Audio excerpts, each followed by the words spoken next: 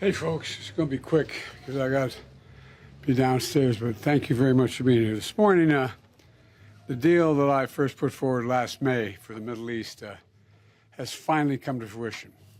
The ceasefire has gone into effect in Gaza, and today we're seeing hostages being released. 3 Israeli women held against their will in the dark tunnels for 470 days. 4 more women will be released in 7 days. 3 additional hostages every 7 days thereafter, including at least 2 American citizens in this first phase. We pray for them and their families. They're going to be a long recovery ahead. By the 16th day of the deal, talks will begin in the second phase. This phase includes the release of Israeli soldiers and a permanent end of the war without Hamas in power or able to threaten Israel. Hundreds of trucks are entering Gaza as I speak. They're carrying assistance for civilians who suffered enormously from the war that Hamas started on October 7, 2023, nearly 15 months ago. Today alone, we anticipate several hundred trucks will enter the Gaza Strip as I'm speaking. And after so much pain, destruction, and loss of life, today the guns in Gaza have gone silent. This was the deal that I outlined for the world back in May 31st. Many of you covered it at the time. It was endorsed overwhelmingly by folks around the world, including the UN Security Council, unanimously endorsed the deal, and developed in coordination with Egypt, Qatar, and Israel. I've worked in foreign policy for decades, and this is one of the toughest negotiations I've been part of.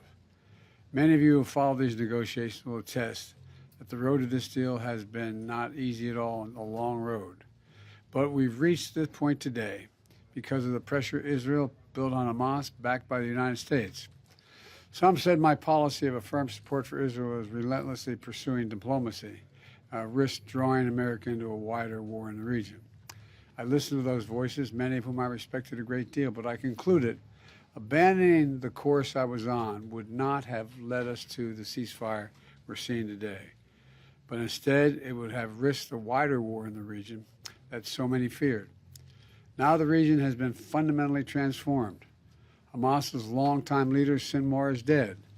Hamas sponsors in the Middle East have been badly weakened by Israel, backed by the United States.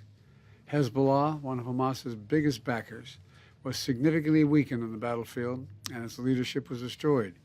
Even as we worked for diplomatic solutions in Lebanon, we provided ongoing assistance and supported Israel's military campaign against Hezbollah, including its efforts to take out the terror infrastructure along the border between Israel and Lebanon.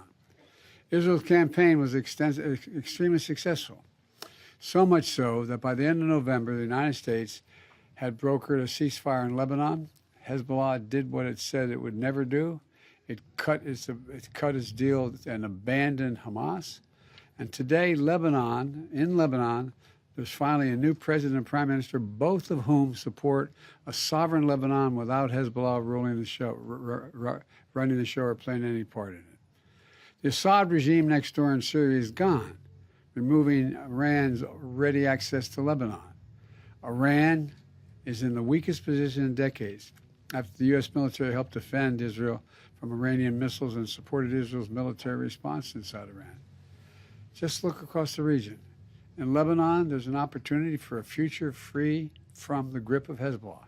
In Syria, a future free from the tyranny of Assad. For the Palestinian people, a credible path to a state of their own. And for the region and the future normalization and integration of Israel with all its Arab neighbors, including Saudi Arabia, who I've spoken with. You know, we've had many difficult days since Hamas began this terrible war. We've encountered roadblocks and setbacks, but we haven't given up. And a special thanks to my team, particularly Brett McGurk, who many of you know, who spent weeks and months working nonstop to reach this deal.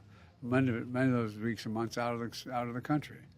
Today's ceasefire in Gaza and the release of hostages is a result of a principled and effective policy that we presided over for months. And we got here without a wider war in the Middle East than many predicted. And now it falls on the next administration to help implement this deal. I was pleased to have our team speak as one voice in the final days. It was both necessary and effective and unprecedented. But success is going to require persistence. and continuing support for our friends in the region and the belief in diplomacy backed by deterrence. So as we reflect on the news from Gaza today, we also remember all the victims of this war. We're mindful. We're mindful that the pursuit of a lasting peace, while never easy or quick, must always be our calling. So thank you all for listening. May God bless you all. May God protect our troops. I'm looking forward to this deal being fully implemented. And I'm sorry I'm not going to take any questions now because I'm waiting. There's a whole congregation waiting for me. And I'm sure the remainder of the day I'll have an opportunity to speak with you. Thank you very much. Anything about the condition of the hostages that were released today and the others? Yes, I've just got a call saying the 3 are released into Gaza, 2 out of the hands of their captors, and they appear to be in good health, but it's early to tell. They may be across the border out of the Gaza Strip into Israel now. I'm not certain. Thank you. Sir, any concerns about Hamas regrouping? No. Will you remain involved in the deal as it moves forward?